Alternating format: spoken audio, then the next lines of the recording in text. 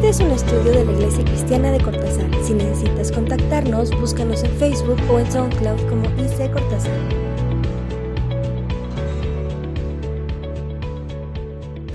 Bien, pues buenos días.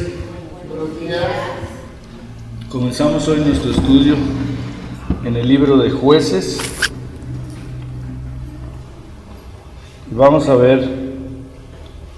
tratar de completar los primeros 2 capítulos, si no hasta donde podamos terminar.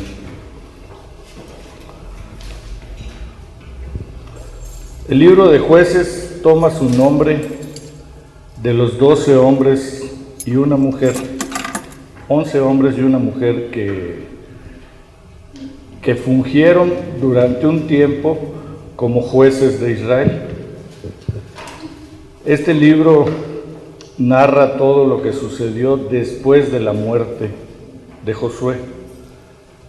Anteriormente hemos visto que Josué introdujo al pueblo de Israel a la tierra prometida, pero ya una vez que el pueblo estaba dentro de la tierra prometida, sucede en un lapso de tiempo una situación que es muy importante considerar dentro de lo que es el panorama del Antiguo Testamento. Vamos al libro de Jueces para leer los primeros 2 capítulos. Este libro de Jueces abarca un periodo aproximadamente de 400 años. Desde la muerte de Josué hasta que sube al poder el rey Saúl. Entonces, todo ese tiempo, desde la muerte de Josué hasta el tiempo en que Saúl es nombrado rey, el propósito de Dios es que él fuera el rey de Israel, que él fuera el Dios, el rey, el gobernante, el líder, el que dirigía la nación. La pregunta es si se pudo lograr este propósito y la respuesta es que no. Nosotros esperaríamos que Israel hubiera destacado, hubiera hecho una labor tremendamente importante dentro del pueblo de Canaán, cuando ya tomó posesión de la tierra, porque todo lo que fue anteriormente a la entrada a la tierra prometida fue una obra de Dios.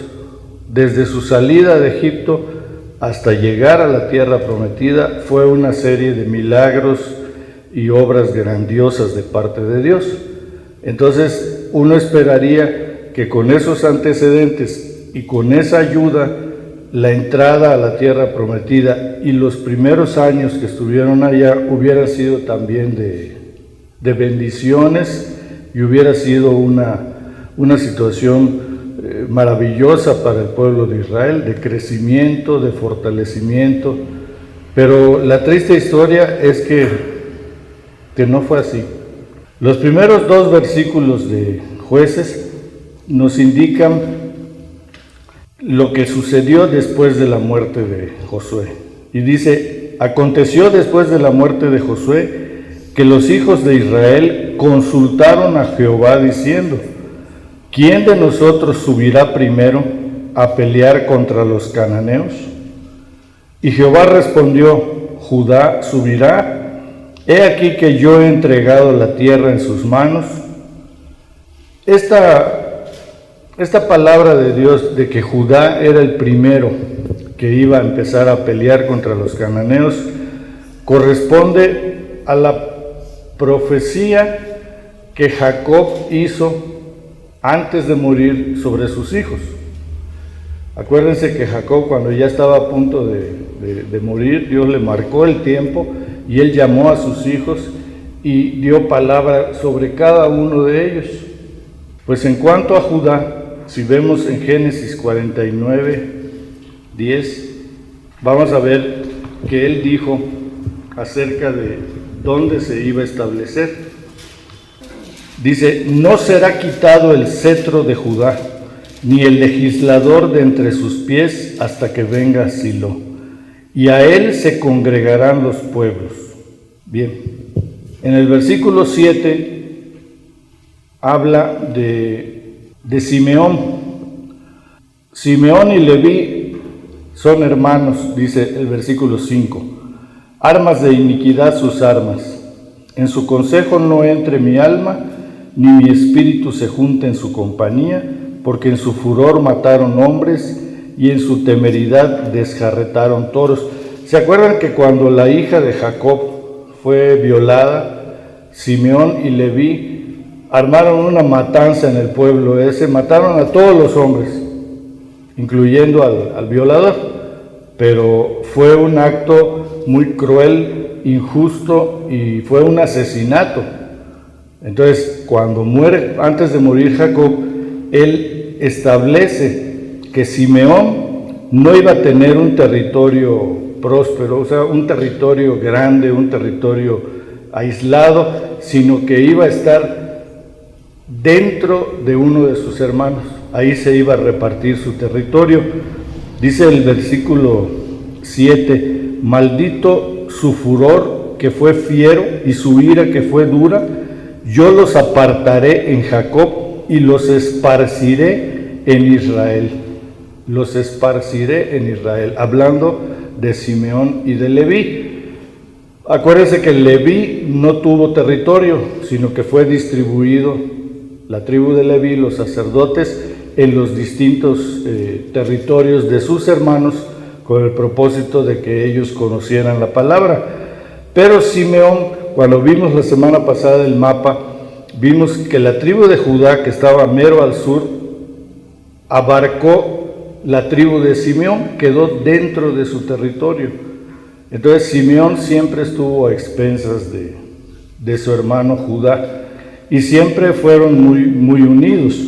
De hecho, aquí en el versículo 3 de Jueces dice, y Judá dijo a Simeón su hermano, sube conmigo al territorio que se me ha adjudicado y peleemos contra el cananeo, y yo también iré contigo al tuyo.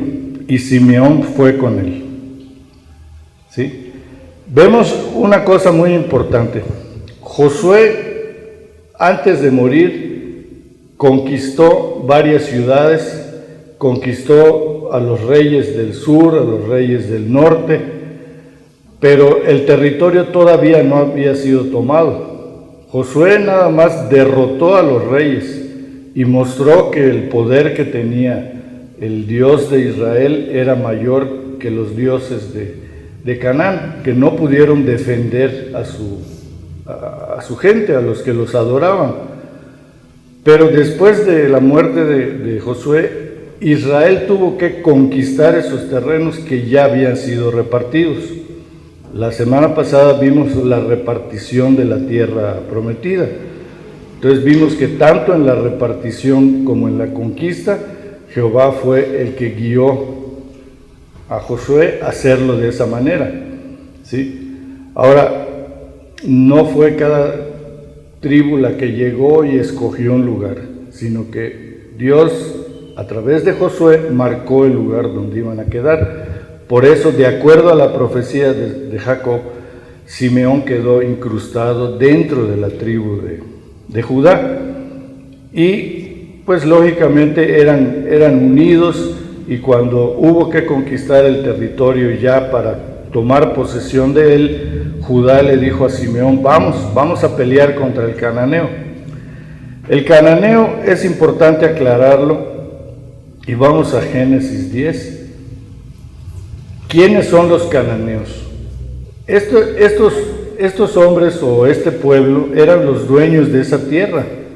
Desde Génesis 10 aparece la distribución de las naciones.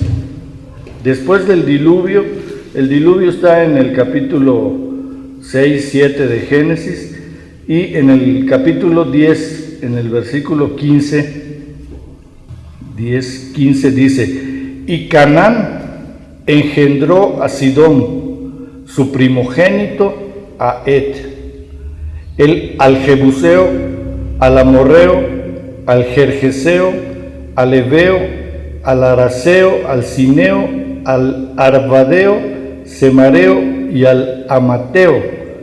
Y después se dispersaron las familias de los cananeos. Y fue el territorio de los cananeos desde Sidón en dirección a Gerar hasta Gaza, y en dirección de Sodoma, Gomorra, al Adma y Seboín hasta Laza. Estos son los hijos de Cam, por sus familias, por sus lenguas, en sus tierras, en sus naciones.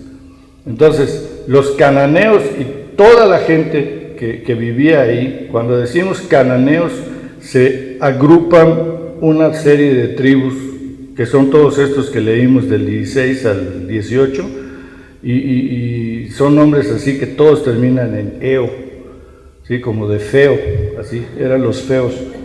Pero todos eran descendientes de Noé. Noé tuvo tres hijos, Cam, Set y Jafet, ¿sí? De Set descienden los judíos, o el pueblo judío.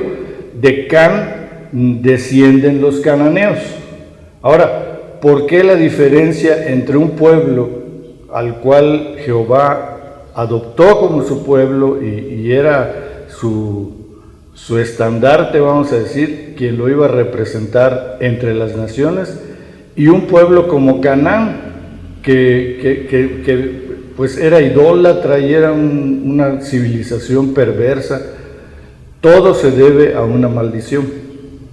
La maldición que Noé hizo sobre Cam, su hijo, el cual pues la Biblia nos da a entender que abusó sexualmente de él, y cuando él se dio cuenta vino la maldición, y ese pueblo reunió toda la idolatría que podía en ese territorio. Por eso Dios dijo que tenía que ser exterminada. Por eso les dio la orden de que tenían que destruir a todas esas tribus, porque la convivencia con esas tribus inevitablemente iba a terminar en que Israel se contaminara con la idolatría de ellos. Era mucho más probable que Israel se contaminara con la idolatría de los cananeos a que Israel fuera a convertir a los cananeos. Y eso es como un ejemplo en el Nuevo Testamento, porque Pablo dijo: no os unáis en yugo desigual con los incrédulos. O sea, esa norma de Dios de no hacer alianzas, de no unirse y de no mezclarse con los incrédulos sigue vigente en el Nuevo Testamento. Y la razón es por la contaminación inevitable que viene cuando eso se da. Ahora, ¿cuál es la palabra o el versículo clave en el libro de Jueces? Vamos al capítulo 17 de Jueces. Esto es a manera de introducción al libro de Jueces. En el versículo 6 dice, ay no, ya me fui por otro lado. 17, versículo 6. En aquellos días no había rey en Israel, cada uno hacía lo que bien le parecía.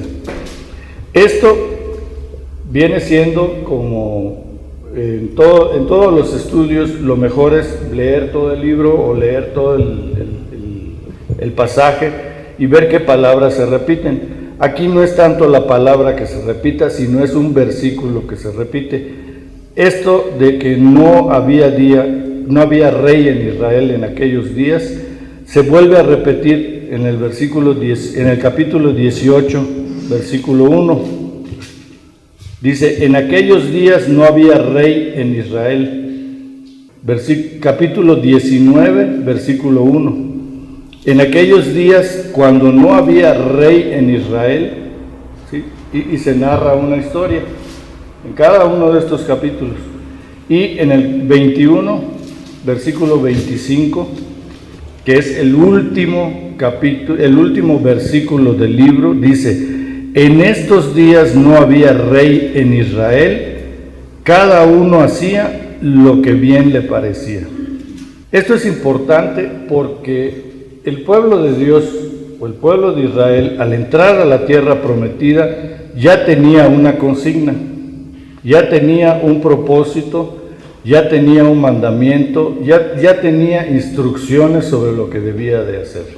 Desde antes de entrar, Dios habló a través de Moisés, y en el capítulo 7 de Deuteronomio le advierte al pueblo de Israel que cuando entrara a la tierra prometida no hiciera alianzas, no hiciera tratos, pactos, ni nada con los moradores de esa tierra, porque los moradores de esa tierra oían la voz de hechiceros y la voz de agoreros. Y al pueblo de Israel se le había determinado que solo oyera la voz de Jehová. Y esas voces impiden oír la voz de Dios, la voz de las religiones, la voz del ocultismo y la voz de muchas otras cosas impiden oír la voz de Dios. Y esa era la advertencia que Dios le había dado al pueblo de Israel, que se cuidara de eso. Y por eso les digo, después de haber visto tantos milagros y tantas maravillas, lo que se esperaba es que ese pueblo estuviera fortalecido en su fe en Dios y se agarrara de él para poder conquistar la tierra. Ya estaba repartida, Josué ya la había repartido, pero ellos ya tenían que ir y conquistarla. Y ahí es donde fallaron. Y en este proceso vemos que se lleva Israel 400 años. Entonces, si nosotros nos acordamos cuánto tiempo estuvo esclavo en Egipto, fueron 400 años también. Entonces, ellos ya habían vivido 400 años como esclavos, ya sabían lo que era estar bajo el yugo de un emperador tirano que no tenía piedad de ellos, y tenían la advertencia de parte de Dios que si no le obedecían y no le seguían, iban a volver a la esclavitud, iban a volver a ser sometidos por sus enemigos en la tierra que Dios les había dado. Sobre advertencia no hay engaño, dice un refrán, y el que avisa no es traidor. Y Dios siempre advierte sobre los peligros, sobre las consecuencias y sobre lo que puede venir cuando uno se aparta de su voluntad. Y en el caso del pueblo de Israel se los dijo y ellos pues parece que tuvieron que comprobar a ver si era cierto que iba a suceder, y así sucedió. El pueblo de Israel falló en conquistar los territorios que le tocaban y falló en que no exterminó a esa gente ni los echó por completo.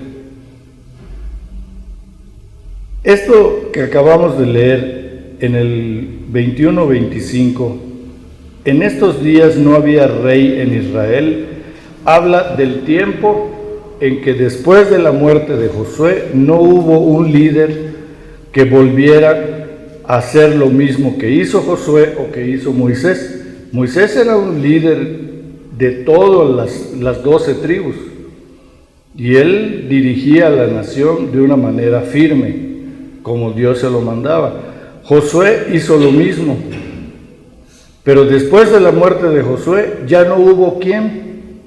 De hecho, en el versículo 1 del capítulo 1 de aquí de Jueces, la pregunta es: ¿quién subirá por nosotros contra los cananeos? Le preguntan a Jehová, ¿quién va a ser? ¿Y ahora quién? Después de la muerte de Moisés, Dios nombró a Josué. Él estableció que Josué fuera el líder. Pero ahora, después de la muerte de Josué, van y le consultan a Jehová. ¿Y ahora quién? ¿Quién podrá ayudarnos?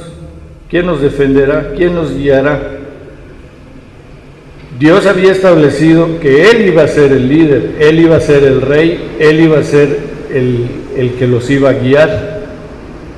Así como Josué, cuando conquistó la tierra, realmente él solo fue un siervo de Dios y fue obediente a lo que Dios le dijo, porque realmente la conquista la hizo el Señor. Él fue el que peleó las batallas y le dio la victoria y le dio a sus enemigos a Josué. Pues Dios tenía el propósito de que Israel hiciera lo mismo, que cada tribu dependiera de Dios para conquistar su tierra. Pero esto que leímos, cada uno hacía lo que bien le parecía, es lo mismo que dice en Proverbios, ser sabio en su propia opinión.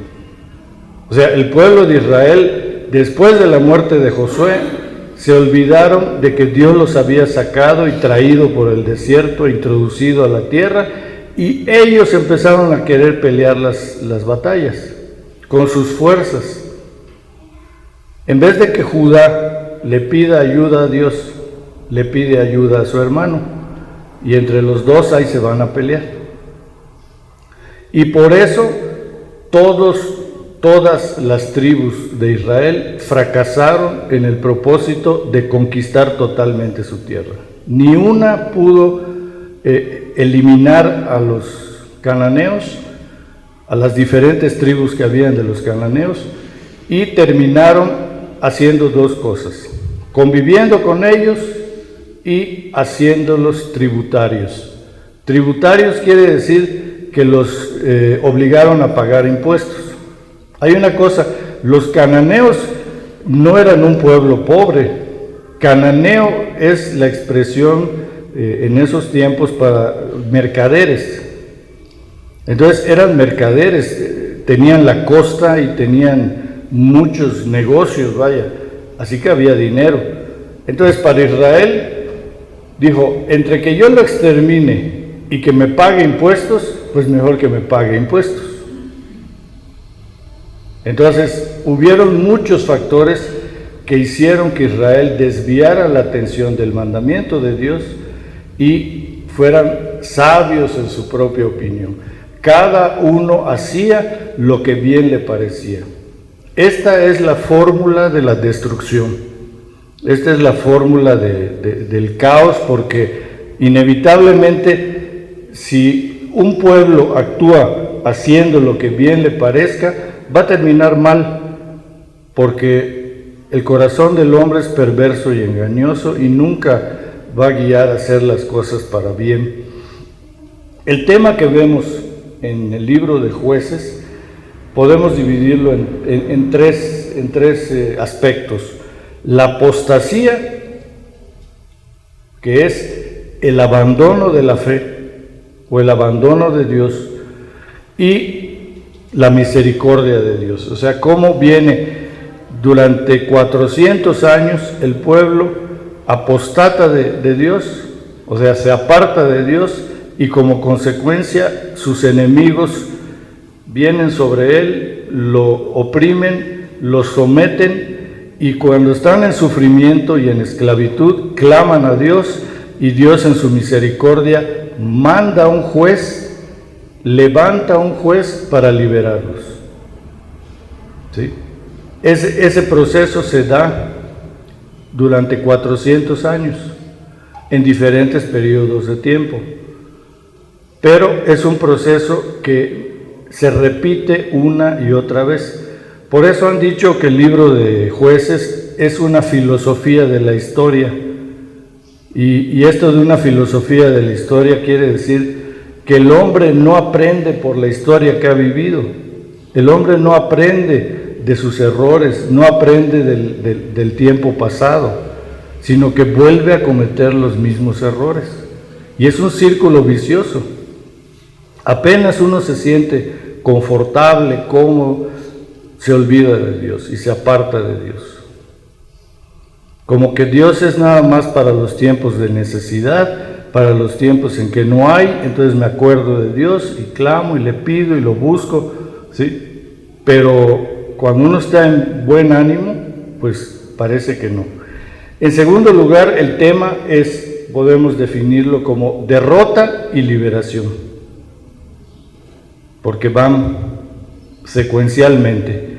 Y otro aspecto, el tercer aspecto que enfatiza el libro de Jueces es el tema de la decepción. De la decepción porque los israelitas entraron a la tierra prometida con grandes expectativas. Uno pensaría que pues con ese Dios tan grande que tenían y con esa dirección tan sabia que Dios les daba, pues iban a ser un pueblo tremendo en cuanto al servicio a Dios, y que la obra de evangelizar a las naciones pues iba a ser efectiva. Pero no, todo lo contrario, fracasaron vilmente y sufrieron una derrota tras otra, y todo porque se olvidaron de consultar a Dios. Se sintieron fuertes, se sintieron ellos ya confiados en su propia capacidad y cumplieron aquello que Dios les dijo: cuando entres a la tierra prometida y te multipliques y crezcas, cuida tu corazón de no olvidarte de Dios. Que no digas en tu corazón: mi mano, mi fuerza, mi inteligencia me dio toda esta riqueza. Y eso fue lo que sucedió. Tal parecía que en esas prevenciones, en esos mandamientos que Dios le estaba dando a Israel, les estaba diciendo lo que iban a hacer. Y así sucedió. Proverbios 14, versículo 34, nos dice algo que es muy importante considerar respecto a Israel, pero se aplica también a todas las naciones. Dice: la justicia engrandece a la nación, mas el pecado es afrenta de las naciones. Y esto sucede en todas las naciones. Esto es una ley que se aplica en todas las naciones. Hay dos aspectos, el histórico y el moral, del pueblo de Israel, que están descritos en el libro de Jueces. Históricamente, este libro relata la historia de la nación de Israel en los primeros años, los primeros 4 siglos de su estancia en la tierra prometida. Leímos este versículo que se repite varias veces, y lo que se repite varias veces es: en ese tiempo no había Dios, no había rey en Israel. Esto quiere decir que no había un líder, no había alguien que uniera a las 12 tribus como lo había hecho Josué y Moisés, ya lo vimos.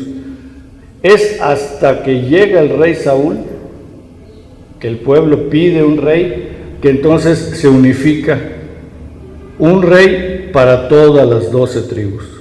Pero mientras, los jueces que Dios levantaba eran como los gobernadores, ¿sí? Porque se levantaban en una región y solucionaban un problema en una región, no en todo el país. Históricamente, este libro llena el vacío del tiempo que Israel estuvo sin líder y sin un rey, pero también prepara el terreno para entender por qué Israel pide un rey. Se cansa de los jueces, se cansa de estar oprimido, y ve a su alrededor y ve que todas las naciones alrededor de él tenían reyes físicos. Y entonces empieza a querer un rey. Pensaba Israel que esa sería la solución a su problema: tener un rey que unificara las 12 tribus y que gobernara a toda la nación y que la dirigiera, ¿sí? A lo mejor pensaban que la responsabilidad de seguir a Dios recaía en un líder, no en el pueblo individualmente.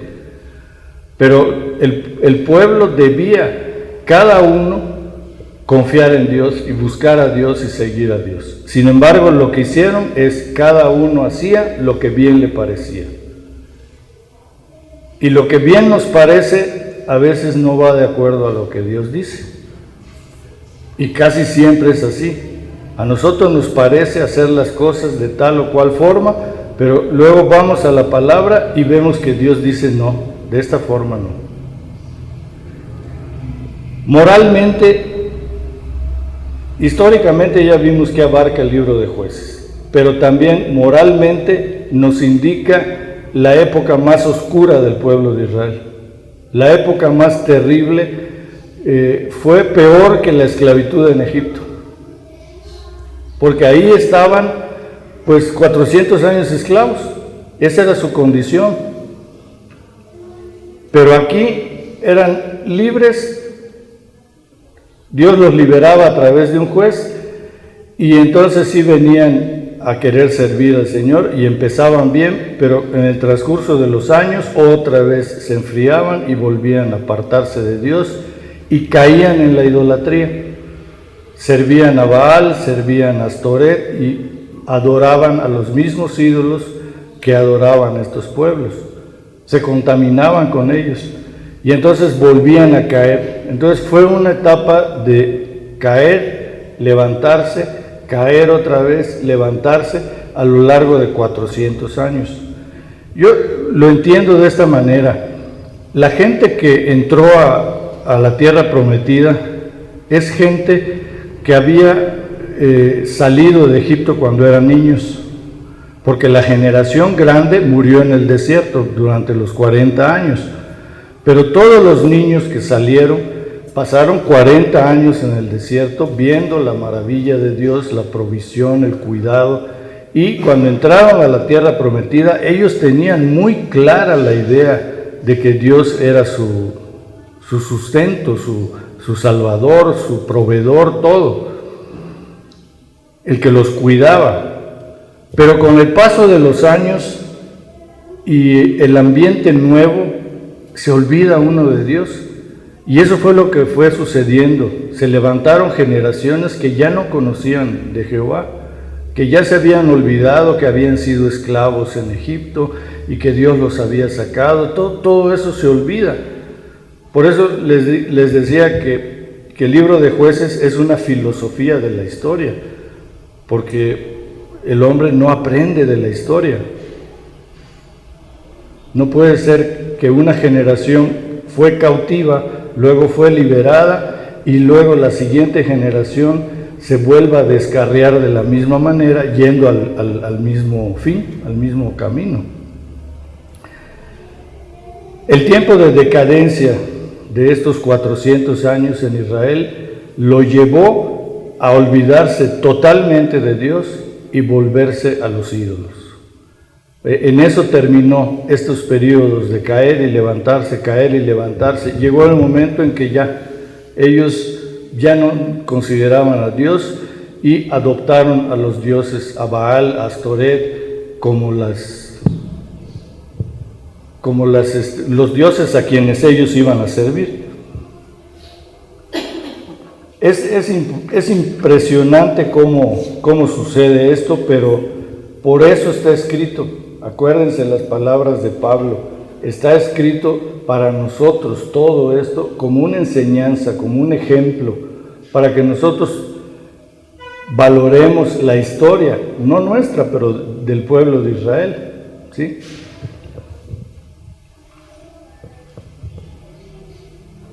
Vamos a ver en el capítulo 1, versículo 11,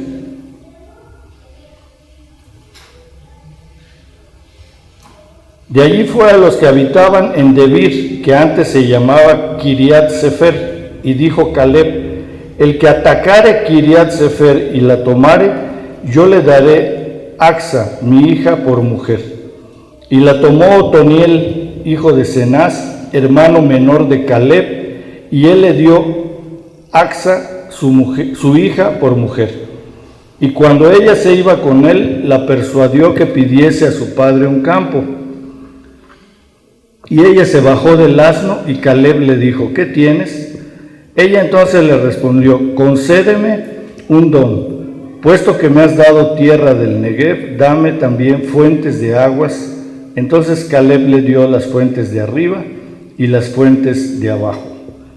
El Salmo 2.8 dice: pídeme y te daré por herencia las naciones. ¿Sí?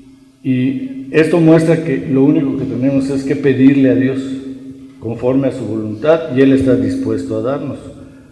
Caleb le dio a su hija lo que le pidió.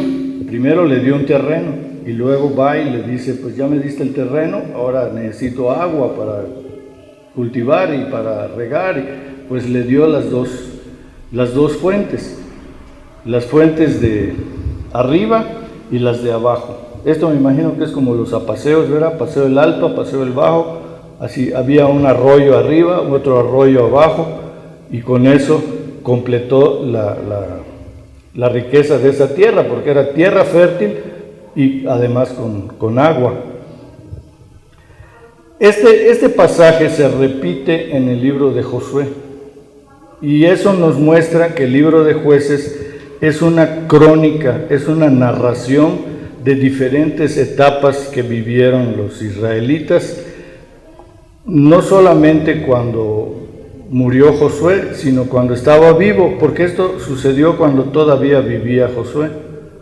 Pero luego se van empatando otras historias. O sea, el libro de Jueces no tiene un tema específico, no tiene una historia que siga, como en el Éxodo, ¿no? Que empieza con Israel siendo esclavo y termina ya en la tierra prometida. Aquí no, son narraciones de diferentes tiempos, de diferentes situaciones y de diferentes personas. Es importante acordarse de este ciclo, que Israel estaba dispuesto a servir a Dios, empezaba bien, pasaba un tiempo y se iba enfriando, y luego caía en la rebeldía, caía en la apostasía, y inmediatamente eran oprimidos por sus vecinos, por sus enemigos, aquellos a los cuales no corrieron de la tierra, aquellos a los cuales no destruyeron. Esos se convirtieron en aguijones en su costado, así había dicho Dios. Si no los exterminas, si no los eliminas, si no los destruyes, se van a convertir en aguijones a tus costados. Y eso fue lo que sucedió.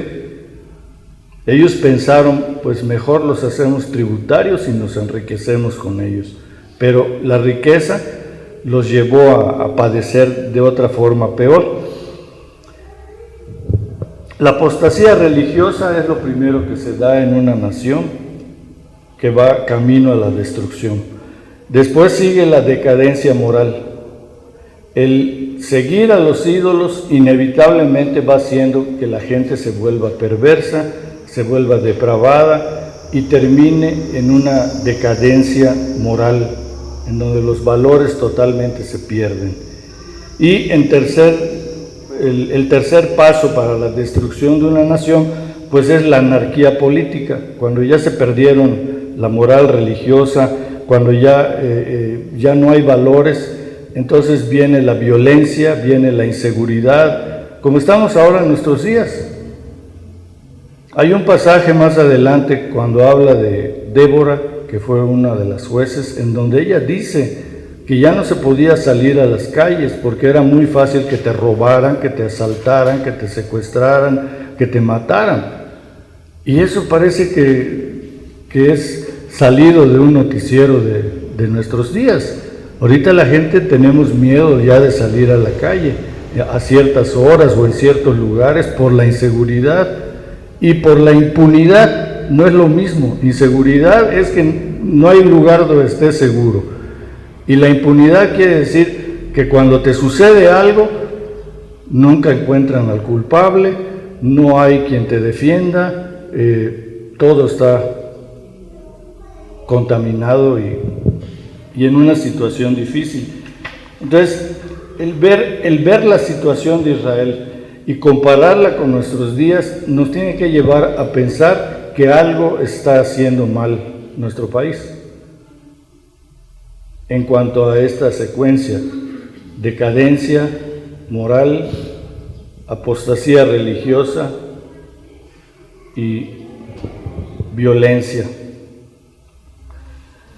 Los capítulos 1 y 2 de Jueces marcan lo que va a ser la introducción y lo que va a ser las bases del libro, se hace mención de las 12 tribus y cómo fracasan al no ganar una victoria completa en expulsar a sus enemigos.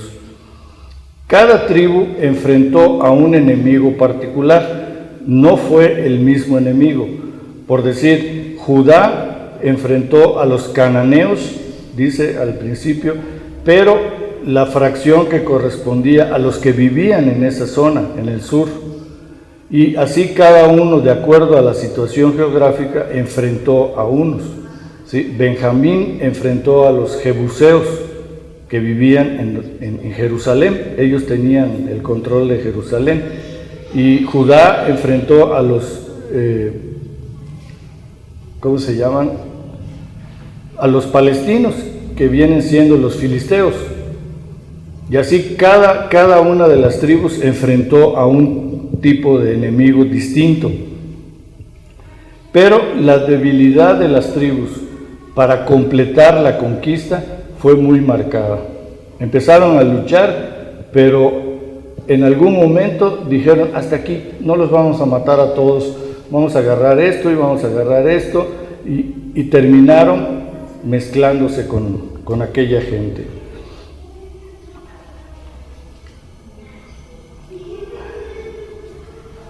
Vamos a ver en el capítulo 2, hay un reclamo al pueblo de Israel por esta situación. Dice en el versículo 1, el ángel de Jehová subió de Gilgal a Boquín y dijo, yo os saqué de Egipto y os introduje en la tierra de la cual había jurado a vuestros padres, diciendo, no invalidaré jamás mi pacto con vosotros, con tal que vosotros no hagáis pacto con los moradores de esta tierra, cuyos altares habéis de derribar, mas vosotros no habéis atendido a mi voz. ¿Por qué habéis hecho esto? Viene el ángel de Jehová y les recuerda lo que todavía unos años atrás Moisés les había dicho, y le hace la pregunta, ¿por qué hicieron esto? ¿A qué se refiere esa pregunta? ¿Por qué hicieron esto? Si nosotros vamos al Salmo 115, 8, vamos a ver una importante declaración en las Escrituras acerca de la relación con los ídolos. Vamos a ver desde el versículo 3. Ya saben que les digo un versículo, pero luego me voy más atrás. Dice, nuestro Dios está en los cielos, todo lo que quiso ha hecho. Los ídolos de ellos son plata y oro, obra de manos de hombres. Tienen boca, mas no hablan, tienen ojos, mas no ven, orejas tienen, mas no oyen, tienen narices, mas no huelen, manos tienen, mas no palpan, tienen pies, mas no andan, no hablan con su garganta. Semejantes a ellos son los que los hacen y cualquiera que confíe en ellos. El reclamo del ángel al pueblo de Israel es este: ¿por qué se han hecho semejantes a los cananeos? Este principio queda establecido en la palabra. Una persona se hace semejante a lo que adora. Cuando adoramos a Dios, en estos tiempos nos hacemos semejantes a Jesucristo, ¿no? Porque esa es la promesa, que el Espíritu Santo que hemos recibido va a ir moldeando nuestro carácter conforme al modelo que es Jesucristo. Entonces, el adorar al Señor termina haciéndonos semejantes a Él. Pero adorar a los ídolos termina haciendo a la persona semejante a los ídolos. Y esos ídolos eran perversos. Baal era el dios de la fertilidad y Astoret también. Y el culto a ellos era a través de la prostitución.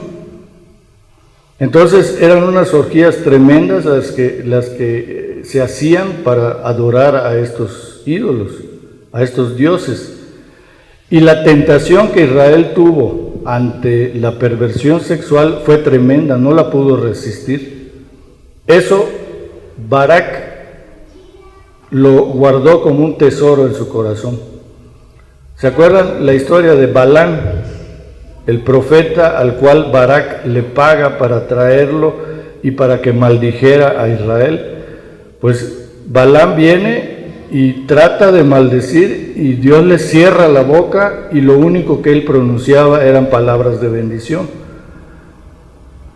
Hace varios intentos y fracasa en todos, y Barak le reclama y le dice: oye, ya te pagué mucha lana y tú cada vez que hablas bendices a Israel. Yo te pagué para que lo maldigas.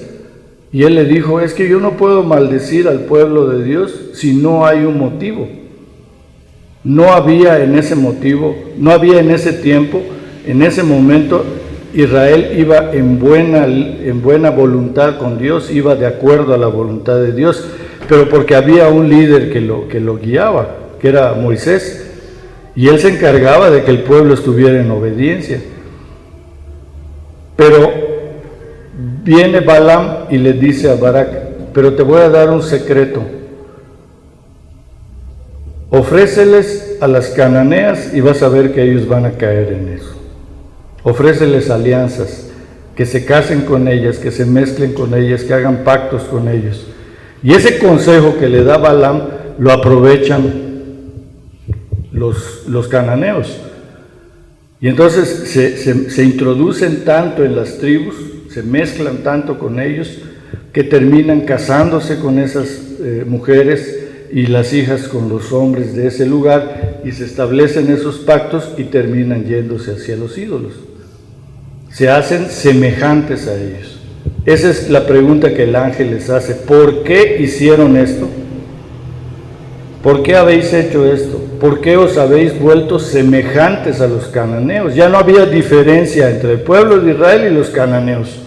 También ofrecían a sus hijos en sacrificio, adoraban a Baal, y todo lo que hacían, las peregrinaciones, las fiestas, yo no sé qué tanto hacían, pero así como lo hacían los cananeos, terminó Israel haciendo con los ídolos, y se olvidaron del Señor.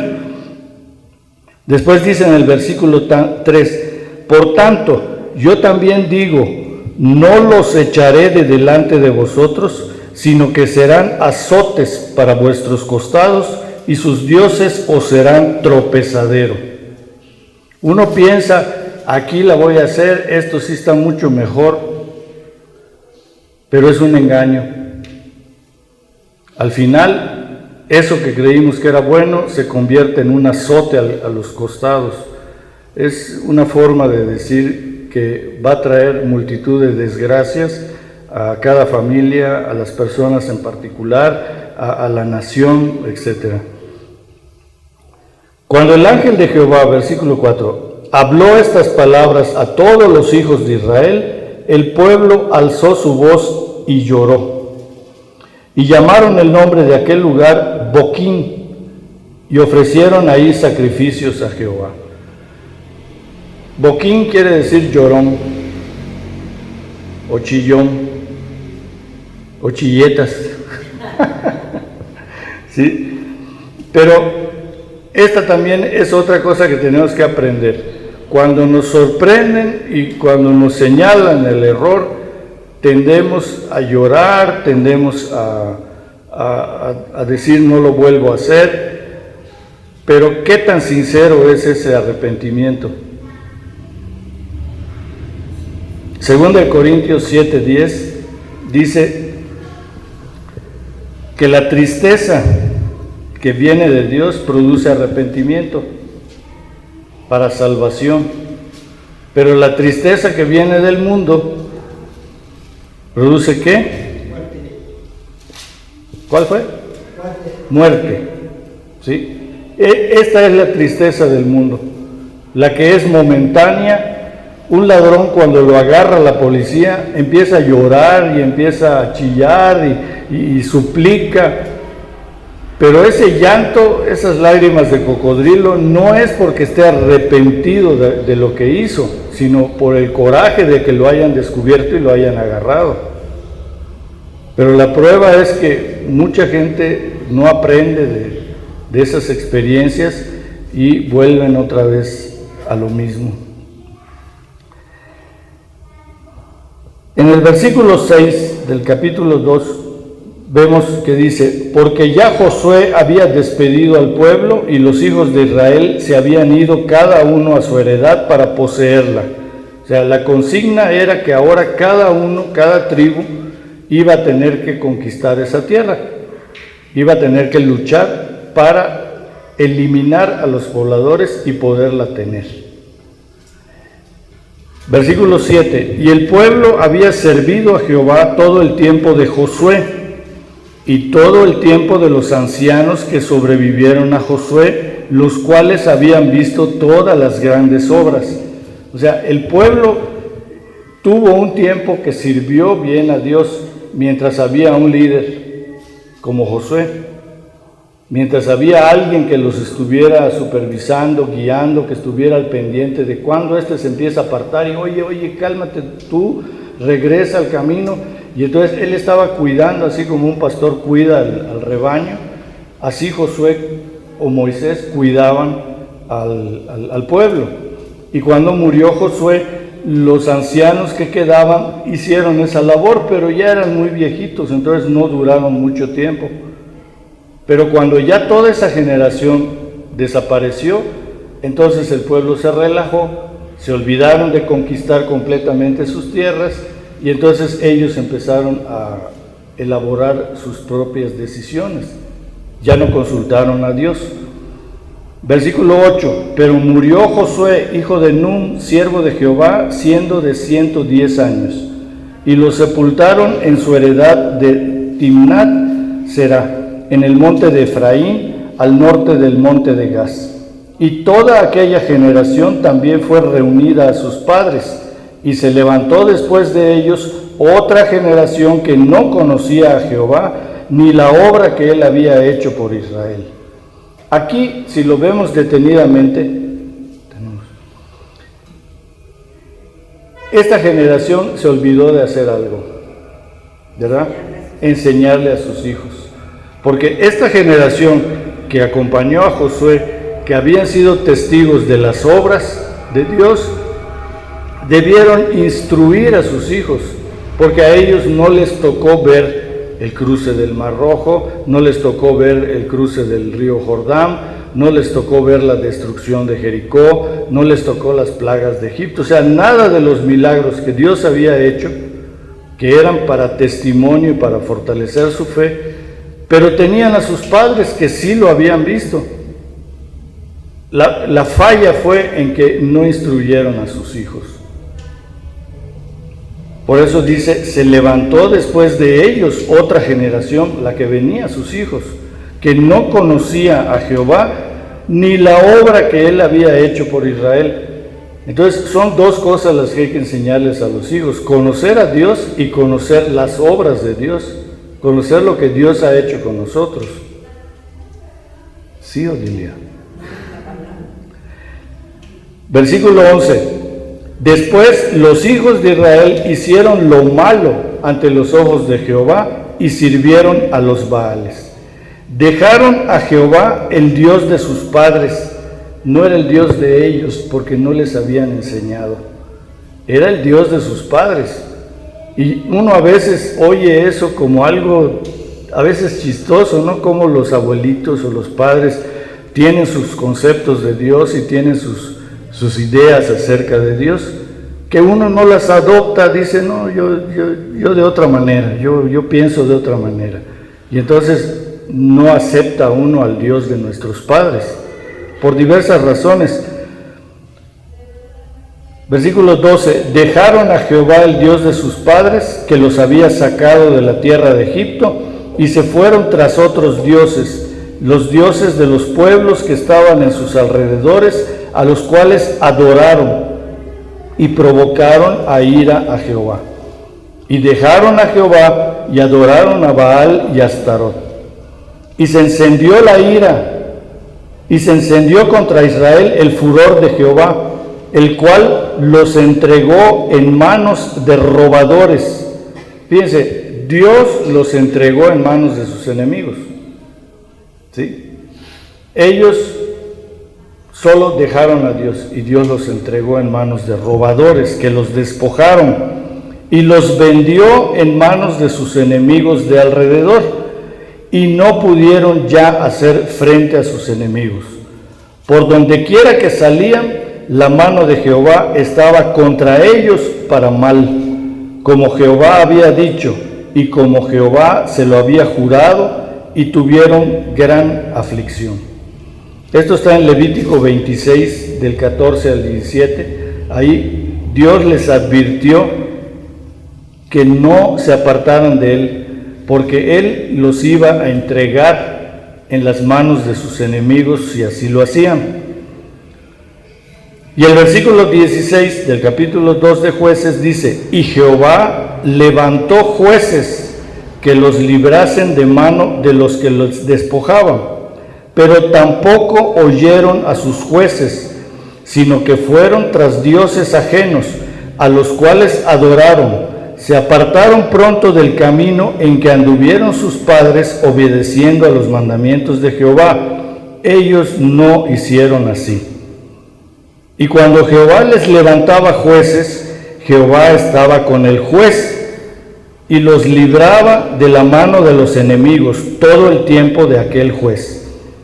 Porque Jehová era movido a misericordia por sus gemidos a causa de los que los oprimían y afligían. Mas acontecía que al morir el juez, ellos volvían atrás y se corrompían más que sus padres, siguiendo a dioses ajenos para servirles e inclinándose delante de ellos, y no se apartaban de sus obras ni de su obstinado camino. Qué triste es ver esto, pero qué identificados estamos con esta actitud. Es triste verlo aquí, pero estamos muy identificados. Si nosotros somos sinceros, ¿cuántas veces hemos hecho esto? ¿Cuántas veces hemos caído en lo mismo? Y la ira de Jehová se encendió contra Israel y dijo: por cuanto este pueblo traspasa mi pacto que ordené a sus padres y no obedece mi voz, tampoco yo volveré más a arrojar de delante de ellos a ninguna de las naciones que dejó Josué cuando murió, para probar con ellas a Israel si procurarían o no seguir el camino de Jehová, andando en él como lo hicieron sus padres. Por esto dejó Jehová a aquellas naciones sin arrojarlas de una vez, y no las entregó en manos de Josué.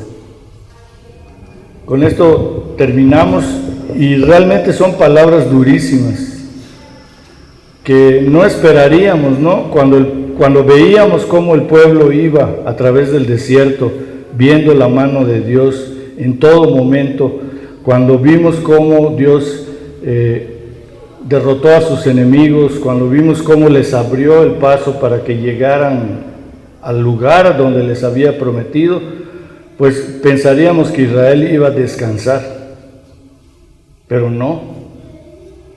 Sufrió más que cuando era esclavo, y todo fue por la desobediencia, por no tomar en cuenta a Dios. Creo que sería bueno seguir, pero no vamos a ver la historia de los 12 jueces. Vamos a ver a 3 que destacan mucho, que son Gedeón, Débora y Sansón, que son los más representativos de los jueces, y vamos a estudiarlos la semana que viene. Amén. Si pueden leer algo acerca de ellos: Gedeón, Débora y Sansón.